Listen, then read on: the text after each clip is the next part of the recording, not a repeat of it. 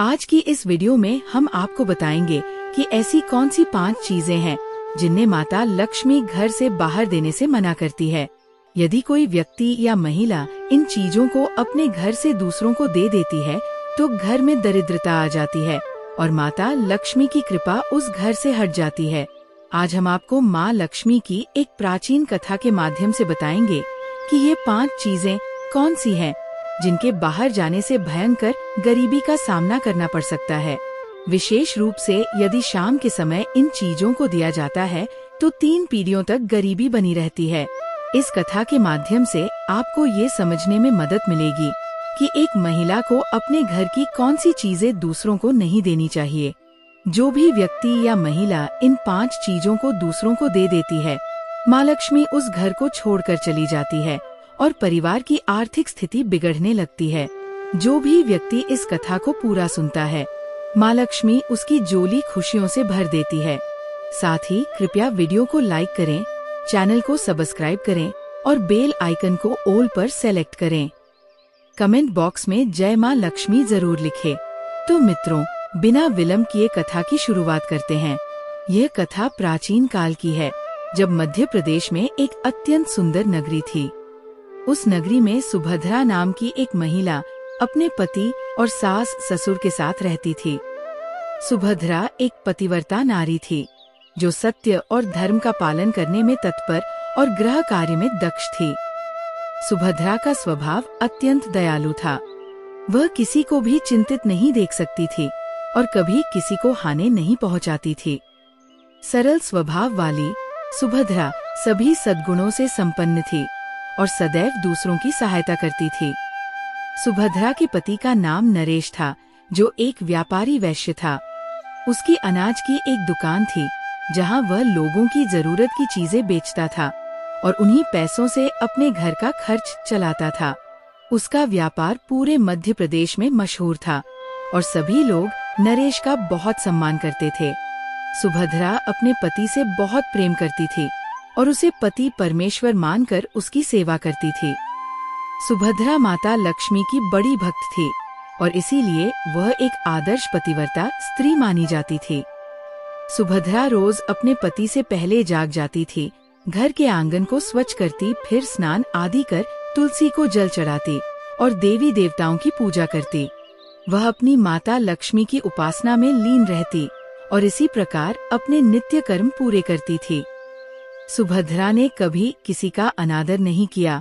वह सभी से मधुर वाणी में बात करती थी और लोग उसे देखकर कहते थे कि वह साक्षात लक्ष्मी के समान गुणों वाली स्त्री है। सुभद्रा अपने परिवार का पूरी निष्ठा से ख्याल रखती थी, सभी का आदर करती थी, कभी किसी से झगड़ा नहीं करती थी और सबकी बातें सुनती थी। वह अपने पति के कहे अनुसार कार्य करती थी। कहते हैं कि जिस स्त्री में सच्चे गुण होते हैं वह कभी किसी का अहित नहीं चाहती और सबका सम्मान करती है। सुभद्रा दान पुण्य में भी आगे रहती थी। उसके द्वार पर जो भी याचक आता वह उसे बिना दान दक्षिणा दिए वापस नहीं भेजती थी। उसके दरवाजे से कोई भी खाली हाथ नहीं लौटता था। जो भी भूखा आता वह उसे बाहर पेट भोजन करवा कर ही विदा करती थी। सुभद्रा के द्वार पर आए हुए सभी याचक अत्यंत प्रसन्न होकर उसे आशीर्वाद देकर ही जाते थे।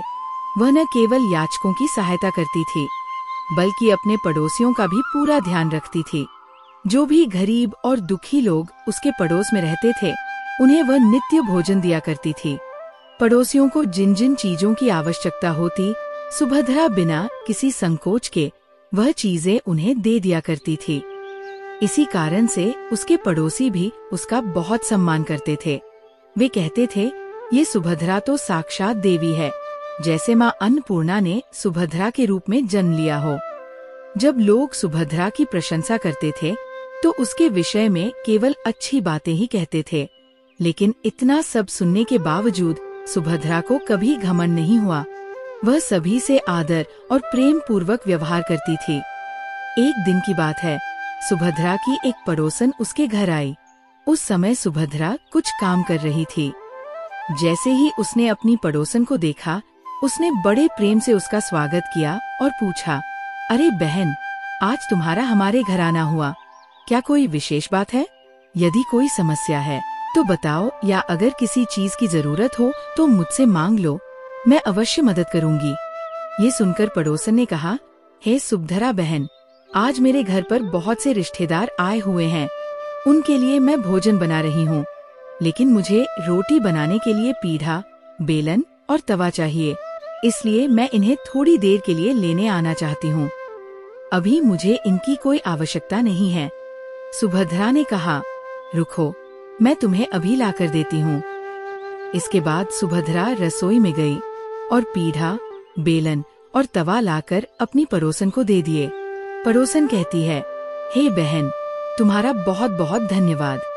इस पर सुभद्रा कहती है, हे बहन, चिंता की कोई बात नहीं है। जब तुम्हारा काम पूरा हो जाए तब तुम मुझे लौटा देना। सुभद्रा की इतनी बात सुनने के बाद पड़ोसन सुभद्रा का पीढ़ा, बेलन और तवा लेकर अपने घर चली जाती है। कुछ समय बाद एक अन्य स्त्री सुभद्रा के घर आती है। सुभद्रा उसका भी प्रेम पूर्वक स्वागत करती है और कहती है, पधारो बहन, आज तुम्हें मुझसे कौन सा काम आन पड़ा है? ऐसे तो आप कभी हमारे घर नहीं आती है। जरूर कोई बात होगी, संकोच मत करो और निसंकोच बताओ कि तुम्हें क्या चाहिए, मैं तुम्हारी मदद अवश्य करूंगी। तब वो स्त्री कहती है, मैं पास झाड़ू मांगने आई हूँ। यदि तुम्हें कोई समस्या ना हो तो कृपा करके मुझे अपने घर की झाड़ू दे दो, मैं अपना घर साफ करके तुम्हें झाड़ू लौटा दूंगी।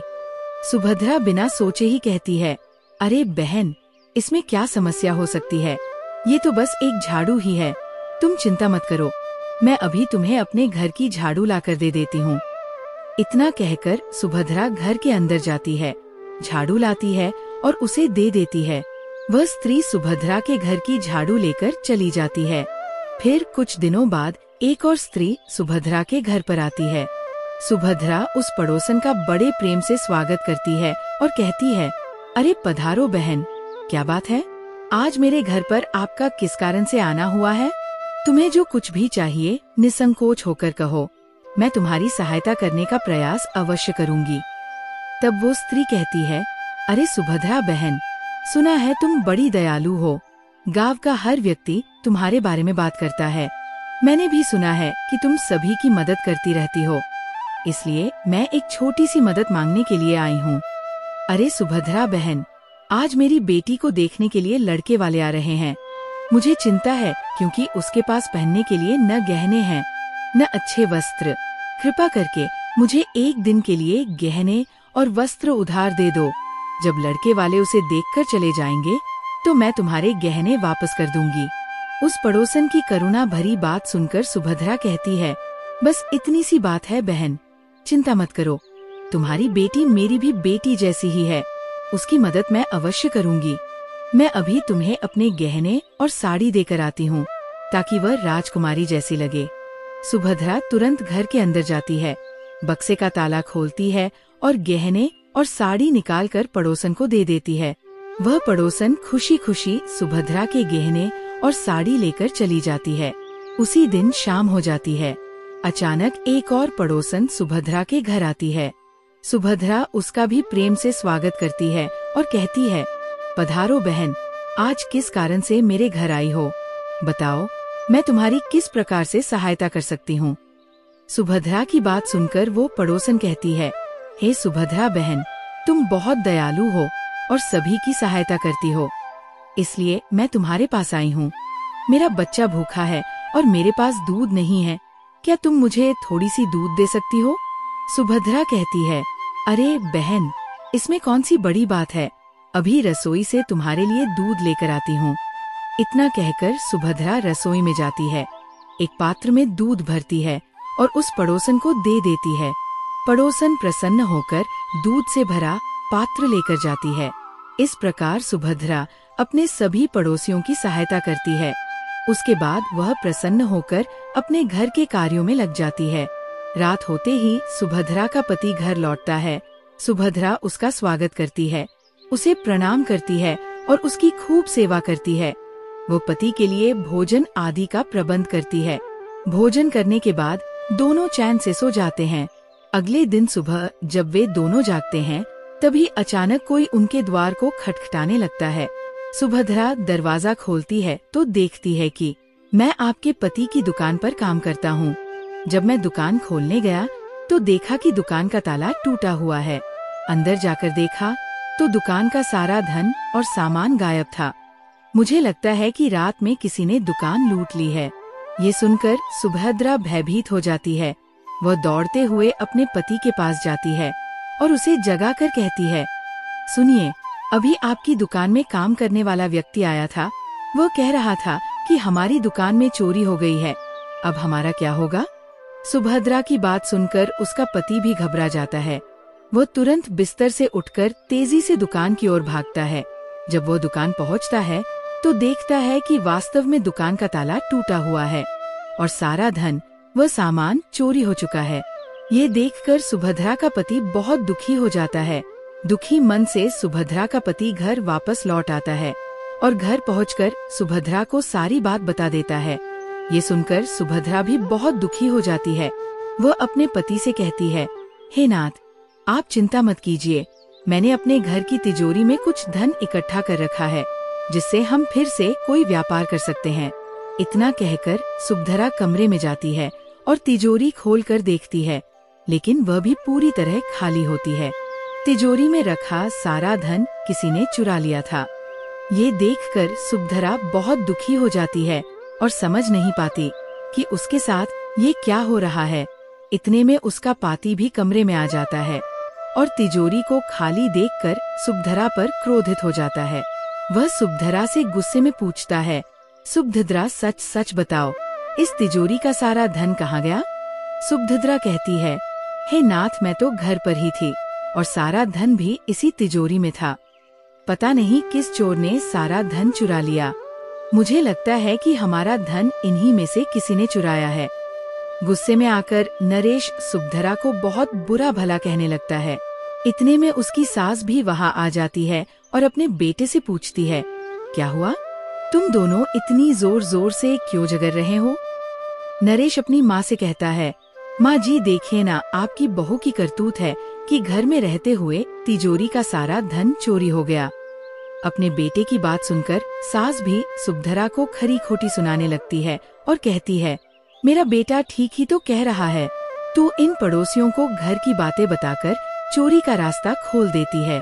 सुभद्रा को ये सब सुनकर बहुत बुरा लगता है, लेकिन वह अपने पति को दिलासा देती है और कहती है, हे स्वामी, मैंने अपने कुछ गहने एक पड़ोसन को उधार दिए थे। मैं अभी उसके पास से वे गहने वापस लेकर आती हूँ। इतना कहकर सुभद्रा दुखी हो जाती है। वह वहाँ से लौटने लगती है। तभी अचानक उसे उस पड़ोसन के घर के पास रहने वाली एक स्त्री दिखाई देती है। सुभद्रा उस स्त्री से पूछती है, अरे बहन, इस घर के लोग कहाँ गए? वो स्त्री जवाब देती है, क्या बताओ, इस घर में रहने वाले सभी लोग धोखेबाज हैं। ये लोग मेरा धन लेकर भाग गए हैं। उस स्त्री की बात सुनकर सुभद्रा मन ही मन सोचने लगती है, अब मैं क्या करूं? ये स्त्री भी मेरे गहने लेकर अपना घर छोड़कर भाग गई है। अब मेरा क्या होगा? मेरा पति मुझे अपने साथ घर में नहीं रखेगा। मेरी तो जिंदगी ही उजड़ जाएगी। ये सोचते हुए सुभद्रा निराश होकर वापस घर लौट आती है। वो घर पहुंचकर अपने पति और सास ससुर से पूरी बात बता देती है। सुभद्रा की बात सुनकर उसका पति कुछ नहीं कहता, लेकिन उसकी सास सुभद्रा पर बहुत क्रोधित हो जाती है और उसे बुरा भला कहने लगती है, अरे मूर्ख स्त्री, तेरे ही कारण हमारा धन और वैभव चला गया है। तेरी दान देने की आदत के कारण आज हमारे ऊपर इतनी बड़ी मुसीबत आ पड़ी है। अब तू इस घर में नहीं रह सकती, क्योंकि अगर तू इस घर में रहेगी तो तू बचा खुचा धन भी दूसरों में बांट देगी। तू अभी इसी क्षण यहाँ से चली जा। सुभद्रा अपनी सास से कहती है, सासू माँ, मेरा तो मेरे पति के अलावा इस दुनिया में कोई भी नहीं है, वह भी नष्ट हो जाएगा। इसके बाद सुभद्रा अपनी सास के सामने दोनों हाथ जोड़कर विनती करने लगती है, हे सासू माँ, आप ऐसा मत कहिए, मैंने कोई अपराध नहीं किया है, मैं इनके बिना जीवित नहीं रह सकती। फिर सुभद्रा अपने पति से कहती है, हे नाथ, आप तो कुछ कहिए, आप तो चुप हैं, आप माँ को समझाइए, वह मुझे घर से निकाल रही है, आप ऐसा मत कहिए, मैंने कोई अपराध नहीं किया है, मैं आपके बिना जीवित नहीं रह पाऊंगी, इसलिए आप मुझे घर से मत निकालिए। लेकिन सुभद्रा का पति और सास उसकी एक भी बात नहीं सुनते और सुभद्रा को धक्के मारकर घर से निकाल देते हैं। फिर सुभद्रा की सास कहती है, अब तू यहाँ से चली जा और कभी भी लौटकर मत आना। जा, किसी नदी में कूदकर अपने प्राण दे दे। सुभद्रा नदी के पास पहुँचती है और भगवान से प्रार्थना करती है, हे माँ लक्ष्मी, मैंने ऐसा कौन सा पाप किया है कि मेरी ऐसी दुर्दशा हुई। मैं तो नित्य आपकी पूजा करती थी, फिर भी आपने मेरा घर क्यों छोड़ दिया। कृपया आप मुझे बताइए कि मैंने कौन सा अपराध किया है जिससे आप मुझसे नाराज हो गई। फिर सुभद्रा वहाँ बैठकर सोचने लगती है, यदि मेरे पति मुझे स्वीकार नहीं करेंगे तो मैं जीवित रहकर क्या करूँगी, और यदि मेरे कारण उनके साथ ये सब हुआ है तो मुझे इस दुनिया में जीवित रहने का कोई अधिकार नहीं है। ये सोचते हुए सुभद्रा अपने प्राण लेने के लिए नदी की ओर जाने लगती है। नदी के पास पहुंचकर वो पुनः माता लक्ष्मी से प्रार्थना करती है। सुभद्रा नदी में कूदने वाली होती है, तभी अचानक से साक्षात माता लक्ष्मी जी उस नदी में प्रकट हो जाती हैं और वे सुभद्रा से कहती हैं, रुको पुत्री, रुको, तुम ये क्या कर रही हो। सुभद्रा आंखें खोलकर देखती है कि उसके सामने साक्षात माता लक्ष्मी जी खड़ी हैं। माता लक्ष्मी जी के दर्शन पाकर सुभद्रा अत्यंत प्रसन्न हो जाती है और माता को बार बार प्रणाम करती है। फिर सुभद्रा माता लक्ष्मी जी से कहती है, हे माँ लक्ष्मी जी, मुझे क्षमा कीजिए, मैं बहुत बड़ा पाप करने जा रही थी। माता लक्ष्मी जी सुभद्रा से कहती है, हे पुत्री, मनुष्य को कभी भी स्वयं अपने प्राण नहीं लेने चाहिए। ऐसा करना महापाप माना जाता है, क्योंकि ईश्वर ने मनुष्य को जो अमूल्य शरीर दिया है उसे नष्ट नहीं करना चाहिए। सुभद्रा माता लक्ष्मी जी से कहती है, हे माँ लक्ष्मी, मैं विपत्ति में फंसी हुई हूँ, इसलिए ऐसा कर रही थी। मेरे पति ने मेरा परित्याग कर दिया है और एक स्त्री को कभी अपने पति के घर को छोड़कर कहीं नहीं रहना चाहिए। इस कारण मैं अपने पति के बिना जीवित नहीं रह सकती हूँ। इसी वजह से मैं अपनी जान देने जा रही थी। माता लक्ष्मी जी सुभद्रा से कहती हैं, हे सुभद्रा, मैं सब कुछ जानती हूँ और यह भी जानती हूँ कि तुम्हारे पति ने तुम्हारा त्याग क्यों किया है। तुम्हारे साथ ये सब तुम्हारी ही गलती के कारण हुआ है।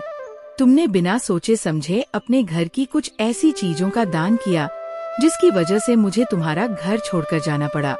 क्योंकि जो भी स्त्री अपने घर की कुछ विशेष वस्तुएं दूसरों को दे देती है, उनके घर में मेरा वास नहीं रहता और मैं उन वस्तुओं के साथ ही उस घर को छोड़कर चली जाती हूँ। सुभद्रा माता लक्ष्मी जी से पूछती है, हे माता, वे कौन सी वस्तुएं हैं जिन्हें दूसरों को देने से आपका वास घर से समाप्त हो जाता है। कृपया मुझे बताइए कि मैंने कौन सी वस्तुएं दान की थी जिनकी वजह से आपने मेरे घर का त्याग किया। माता लक्ष्मी जी सुभद्रा से कहती है, हे पुत्री, अब मैं तुम्हें उन वस्तुओं के बारे में बताने जा रही हूँ जिन्हें किसी भी स्त्री को कभी भी दूसरों को नहीं देनी चाहिए। इन चीजों का दान करने पर मैं उस घर को छोड़कर चली जाती हूँ। इन्हें ध्यान से सुनो। पहली वस्तु है पीढ़ा, बेलन और तवा। किसी भी स्त्री को अपने घर का पीढ़ा, बेलन और तवा भूलकर भी दूसरों को नहीं देना चाहिए, क्योंकि रसोई घर में इन वस्तुओं का अत्यधिक महत्व होता है और इनकी पवित्रता हमेशा बनी रहनी चाहिए। किसी भी स्त्री को अपने घर का पीढ़ा, बेलन और तवा भूलकर भी दूसरों को नहीं देना चाहिए, क्योंकि रसोई घर में इन वस्तुओं का अत्यधिक महत्व होता है और इनकी पवित्रता हमेशा बनी रहनी चाहिए। इन्हीं वस्तुओं से भगवान के लिए प्रसाद बनाया जाता है और तवे पर बनी पहली रोटी गाय को खिलाई जाती है। इसलिए इन वस्तुओं को हमेशा स्वच्छ और शुद्ध रखना चाहिए और कभी भी इन्हें दूसरों को नहीं देना चाहिए, क्योंकि इन वस्तुओं को देने से घर में लक्ष्मी का वास समाप्त हो जाता है। दूसरी वस्तु जो तुमने दूसरों को देकर भूल की है वह यह है कि तुमने अपने घर की झाड़ू अपनी पड़ोसन को दे दी थी। झाड़ू वह वस्तु है जिसमें सदैव मेरा वास होता है और जो वस्तु मुझे सबसे अधिक प्रिय है। जिस भी स्थान पर स्वच्छता होती है उसी स्थान पर मेरा वास होता है। घर में झाड़ू को हमेशा छिपाकर रखना चाहिए, क्योंकि झाड़ू एक अत्यंत पवित्र वस्तु होती है। इसे गलती से भी पैर नहीं लगाना चाहिए और इससे कभी भी विष्ठा आदि गंदगी नहीं साफ करनी चाहिए। तीसरी वस्तु जिसे एक स्त्री को कभी दूसरों को नहीं देनी चाहिए, वो है आभूषण। एक स्त्री को अपने आभूषण कभी भी अन्य स्त्रियों को नहीं देने चाहिए, क्योंकि मैं हमेशा आभूषणों में वास करती हूँ और स्त्री के 16 श्रृंगार में गहनों का अत्यधिक महत्व होता है। जो स्त्री अपने आभूषण दूसरों को देती है, उसके जीवन में संकट के बादल छा जाते हैं। जैसे कि तुमने अपनी पड़ोसन को पहनने के लिए अपने गहने दिए थे और जब तुम गहने मांगने गई तो वह तुम्हारे गहने लेकर भाग गई। चौथी वस्तु जो कभी नहीं देनी चाहिए वो है दूध। किसी भी मनुष्य को शाम होने के बाद सफेद रंग की वस्तु का दान नहीं करना चाहिए, किंतु तुमने संध्या काल में अपनी पड़ोसन को दूध का दान किया था, जिसकी वजह से अब तुम्हारे जीवन में दुर्भाग्य आ गया है, क्योंकि संध्या समय सफेद रंग की चीजें दान करने से मनुष्य के जीवन में अशुभ समय आता है। माता लक्ष्मी जी सुभद्रा से कहती हैं, मैंने तुम्हें उन सभी वस्तुओं के बारे में बता दिया है जिनका कभी दान नहीं करना चाहिए। इन वस्तुओं को कभी दूसरों को उधार में या उपयोग के लिए नहीं देना चाहिए और तुमने इन्हीं वस्तुओं का दान किया था, जिसके कारण आज तुम्हारे जीवन में दुर्भाग्य का समय आ गया है। सुभद्रा माता लक्ष्मी जी से कहती है, हे माँ लक्ष्मी जी, मुझसे बहुत बड़ी भूल हो गई, क्योंकि मुझे इन वस्तुओं के बारे में कोई जानकारी नहीं थी। कृपया मुझे क्षमा कर दीजिए और अब आप मुझे प्रायश्चित करने का उपाय बताइए। माता लक्ष्मी जी सुभद्रा से कहती है, हे पुत्री, तुम्हें जितना प्रायश्चित करना था उसे पहले ही कर लिया है। अब तुम वापस अपने घर लौट जाओ। मैं तुम्हें तुम्हारा संपूर्ण वैभव और धन संपत्ति लौटाती हूँ। ये कहकर माता लक्ष्मी जी वहाँ से अंतर्ध्यान हो जाती है। सुभद्रा उनका धन्यवाद करके घर की तरफ लौटने लगती है। अचानक उसने देखा कि उसका पति उसे ढूंढते हुए उसी की तरफ आ रहा है। जब सुभद्रा का पति उसके पास पहुंचता है तो वो उससे क्षमा मांगने लगता है और कहता है, हे प्रिय, तुम मुझे क्षमा कर दो। मैंने तुम्हें बहुत भला बुरा कहा था। तुम तो साक्षात देवी के समान हो और माँ लक्ष्मी की कृपा से हमें हमारा सारा धन और वैभव वापस मिल गया है। जिन लोगों ने हमारा धन लूटा था वे सभी लोग आकर हमारा नाम लेते हुए क्षमा भी मांग चुके हैं। अपने पति की बात सुनकर सुभद्रा बहुत प्रसन्न होती है और दोनों मिलकर घर लौट आते हैं। अब माता लक्ष्मी जी की कृपा से उनके घर में सुख समृद्धि लौट आती है और सुभद्रा ने फिर कभी अपने घर की ये 4 वस्तुएं किसी को नहीं दी। वह अपने छोटे से परिवार में सुखपूर्वक जीवन यापन करने लगी। मित्रों, आप सभी को भी इन 4 वस्तुओं को भूलकर भी किसी को नहीं देना चाहिए, क्योंकि ऐसा करने से जीवन में दुर्भाग्य आ सकता है। संध्या समय में घर की किसी भी वस्तु का दान नहीं करना चाहिए और यदि कोई व्यक्ति या स्त्री मांगने आए तो उसे साफ साफ मना कर देना चाहिए कि मैं संध्या समय ये वस्तु नहीं दे सकती हूँ। मित्रों, यदि आपने वीडियो पूरा देखा है तो वीडियो को लाइक और चैनल को सब्सक्राइब जरूर करें और कमेंट में जय माँ लक्ष्मी जरूर लिखें। धन्यवाद।